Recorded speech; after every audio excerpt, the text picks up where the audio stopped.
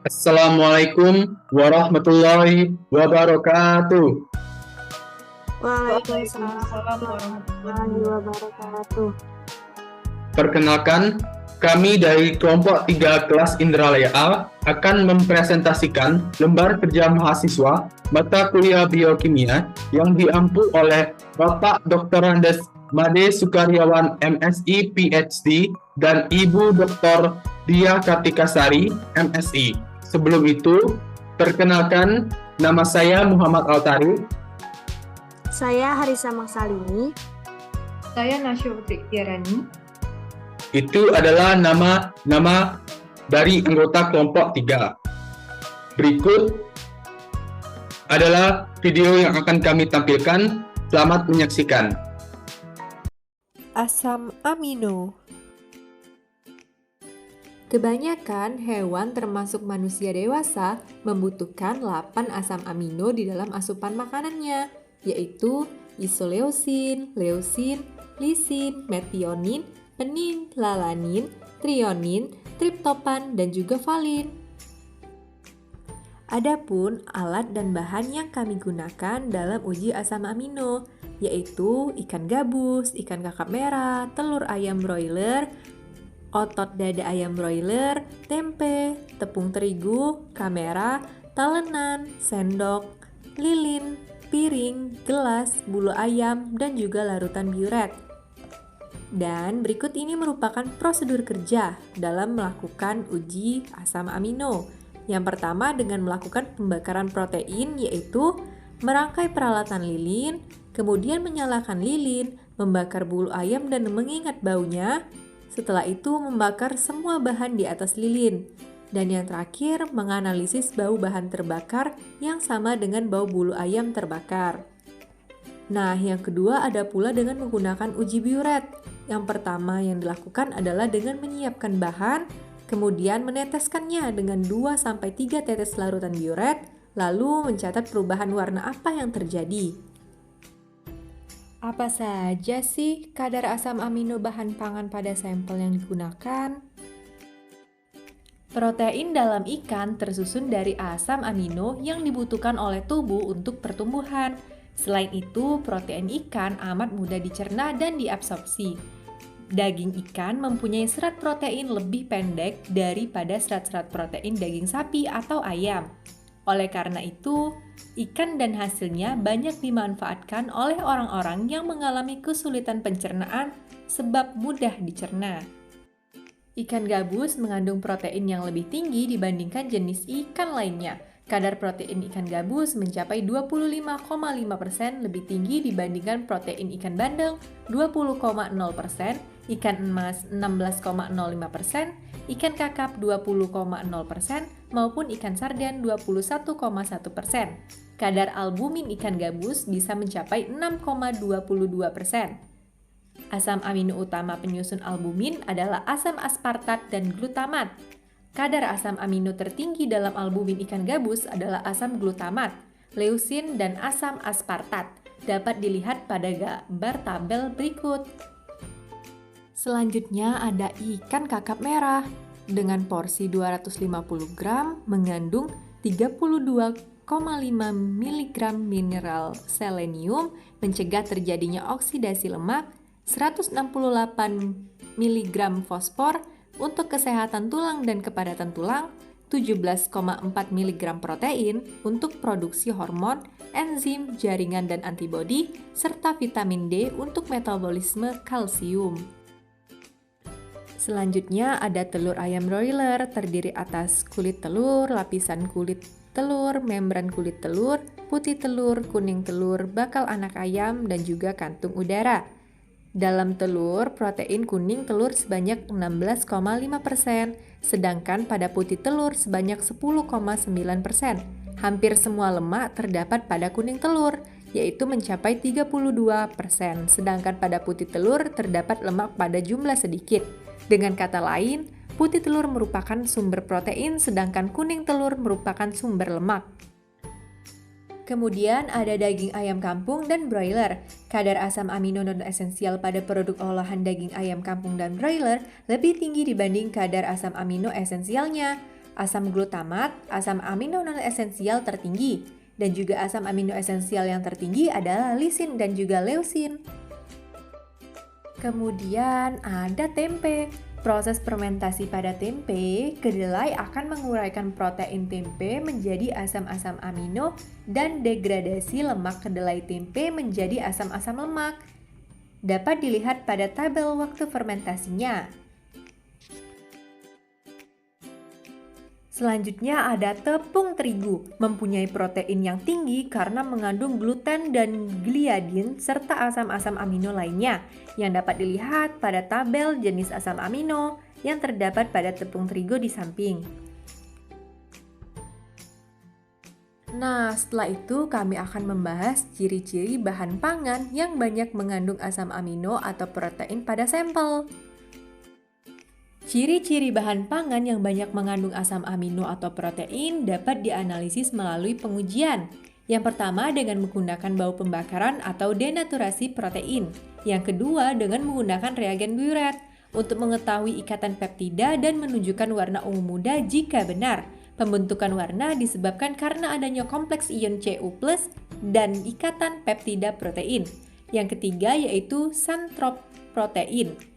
Larutan asam nitrat pekat ditambahkan dengan hati-hati ke dalam larutan protein. Setelah dicampur terjadi endapan putih yang dapat berubah menjadi kuning apabila dipanaskan. Jadi reaksi ini positif untuk protein yang mengandung tirosin, fenilalanin, dan juga triptofan. Yang keempat yaitu dengan menggunakan metode spektrofotometer UV. Reagen yang digunakan pada metode ini adalah reagen Bedford. Kebanyakan protein mengabsorpsi sinar ultraviolet maksimum pada 280 nanometer. Hal ini terutama oleh adanya asam amino tirosin, triptofan, dan fenilalanin yang terdapat pada protein tersebut. Nah, selanjutnya apa sih fungsi dan struktur asam amino yang membentuk protein pada makhluk hidup? Semua asam amino memiliki gugus amino, gugus karboksil, atom hidrogen, dan gugus R yang semuanya terikat dengan atom karbon pusat di tengah. Hal yang menjadi pembeda adalah gugus R atau rantai panjang. Struktur asam amino akan memungkinkan untuk membentuk ikatan peptida yang digunakan kemudian membentuk makhluk hidup dengan fungsinya masing-masing. Protein memiliki fungsinya itu sebagai protein enzim, protein pelindung, protein penyimpan, protein transport, protein hormon, protein reseptor, protein kontraktil, dan juga protein struktur. Menurut Jason Overby dan juga Raymond Cheng, 20 asam amino yang membentuk protein makhluk hidup yaitu jenis berdasarkan strukturnya gugus R nonpolar alifatik. Nama asam aminonya ada gilisin, alanin, prolin, valin, leusin, isoleusin, metionin. Kemudian ada gugus R aromatik, ada fenilalanin, tirosin, triptofan. Kemudian berdasarkan gugus R polar tak bermuatan ada serin, treonin, sistin, asparagin, dan juga glutamin. Dan gugus R bermuatan positif ada lisin, arginin, histidin, serta gugus R bermuatan negatif ada asam aspartat dan juga asam glutamat. D. Reaksi-reaksi yang terjadi pada asam amino. Reaksi kimia asam amino mencirikan gugus fungsional yang terikat pada asam amino, yaitu gugus karboksil, gugus amino, dan gugus alkil. Ciri khas asam amino. 1. Reaksi ninhidrin. Untuk mendeteksi asam amino secara kualitatif maupun kuantitatif dalam jumlah yang kecil, kemudian menghasilkan produk kompleks berwarna ungu pada semua asam amino yang mempunyai gugus amino bebas. Dan produk yang dihasilkan oleh prolin berwarna kuning karena pada molekul ini terjadi substitusi gugus amino. 2. Reaksi 1-fluoro 2,4 dinitrobenzin atau FDNB. Asam amino bereaksi dengan FDNB. FDNB dengan gugus asam amino menghasilkan 2,dinitrofenil. digunakan dalam mengidentifikasi asam amino dan pada penentuan deret asam amino dalam peptid. Ketiga, reaksi pembentukan polipeptida. Keempat, reaksi dansil klorida, yaitu reaksi antara gugus amino pada asam amino dengan 1-dimetilamino naftalena 5-sulfonil klorida atau dansil klorida dengan gugus dansil mempunyai sifat fluoresensi yang tinggi, maka derivat dansil asam amino dapat ditentukan dengan cara fluorometri. Yang kelima, reaksi Edman. Reaksi antara asam amino dengan fenilisotiosianat menghasilkan derivat asam amino feniltiokarbamil. Hasil reaksi yang terjadi dapat dipisahkan dan diidentifikasi dengan cara kromatografi. Kemudian dipakai untuk penentuan asam amino N ujung suatu reaksi rantai polipeptida. Keenam, reaksi basa Schiff. Reaksi reversibel antar gugus alfa amino dengan gugus aldehida terjadi sebagai senyawa antara dalam reaksi enzim antara alfa asam amino dan substrat. 7. Reaksi gugus R. Gugus SH pada sintein, hidroksifenol pada tirosin, dan guanidium pada arginin, reaksi khas yang biasa terjadi pada gugus fungsi. Gugus sulfihidril pada sintein bereaksi dengan ion logam berat menghasilkan merkaptida. Reaksi oksidasi sintein dengan adanya ion besi memberikan hasil senyawa disulfida dan sintein. Kedelapan, reaksi Milon. Reaksi ini khusus untuk asam amino tirosin, asam amino yang mengandung gugus fenol, gugus hidroksil terikat pada cincin benzena. Gugus fenol pada asam amino tirosin dinitrasi oleh asam nitrat dalam larutan, kemudian tirosin nitrat membentuk kompleks dengan ion merkuri dalam larutan untuk membentuk larutan merah bata atau endapan tirosin nitrat.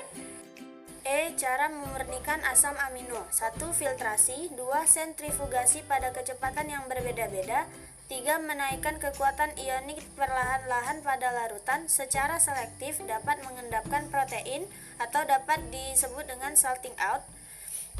Keempat, sistem kromatografi, yaitu komponen sampel dipisahkan berdasarkan perbedaan distribusi molekul di antara dua fase, yaitu fase diam dan fase bergerak.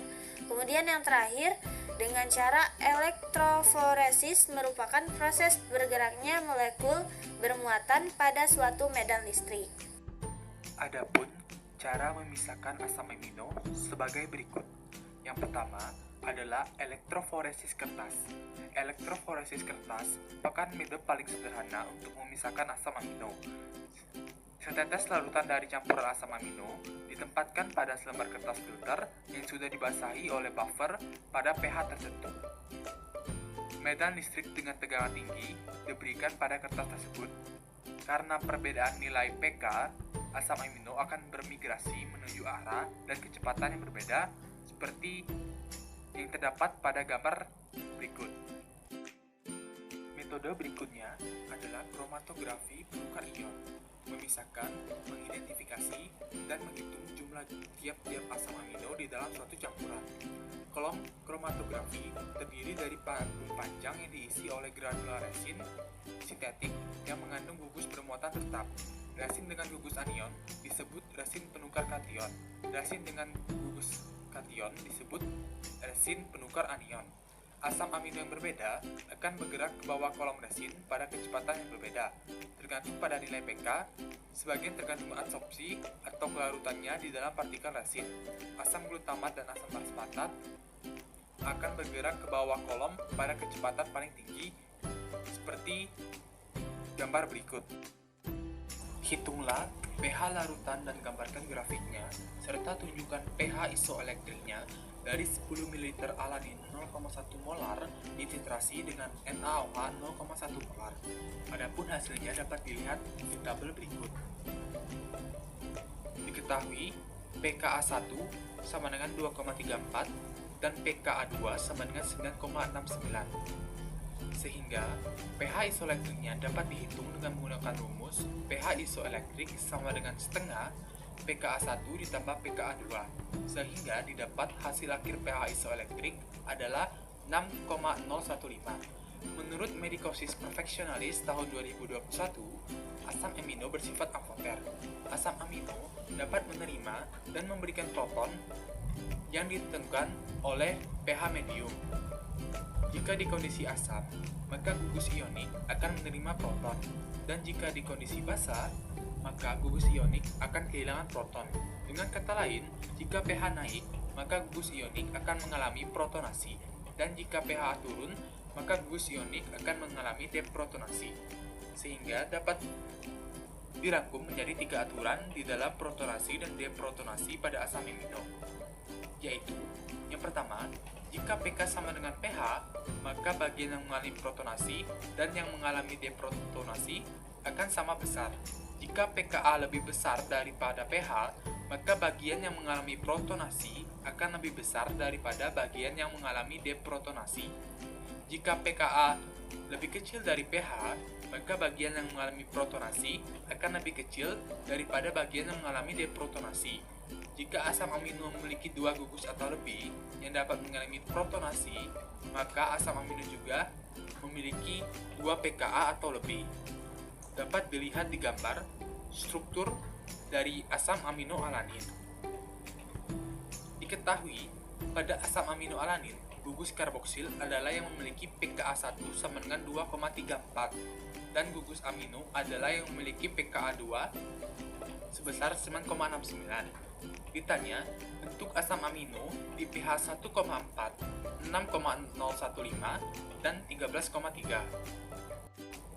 Hal ini dapat dianalisis pada pH 1,4, maka bentuk asam amino alanin adalah semua gugus ionik asam amino dan karboksil mengalami protonasi, sehingga dapat dilihat pada gambar berikut untuk struktur alanin pada pH 1,4.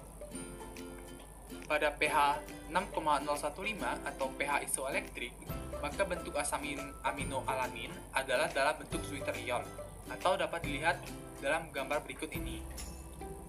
Pada pH 13,3, maka bentuk asam amino alanin adalah semua gugus ionik, baik amino maupun karboksil, mengalami deprotonasi, yang gambarnya dapat dilihat pada gambar berikut. Sehingga grafik titrasi asam amino alanin adalah sebagai berikut. Pada pKa 1 sama dengan 2,34, maka grafik kurvanya akan melandai dikarenakan tidak ada perubahan pH yang terjadi. Dan jika di pH isoelektrik, maka grafik tersebut akan sejajar dengan sumbu Y. Dan jika pada pKa 2 9,69, maka grafiknya tersebut juga landai dikarenakan tidak ada perubahan pH yang terjadi, atau dengan kata lain dalam keadaan buffer. Demikianlah hasil dari lembar kerja mahasiswa dari kelompok 3 kelas Indralaya A. Lebih dan kurang kami minta maaf. Kepada Allah kami mohon ampun. Wassalamualaikum warahmatullahi wabarakatuh. Waalaikumsalam warahmatullahi wabarakatuh.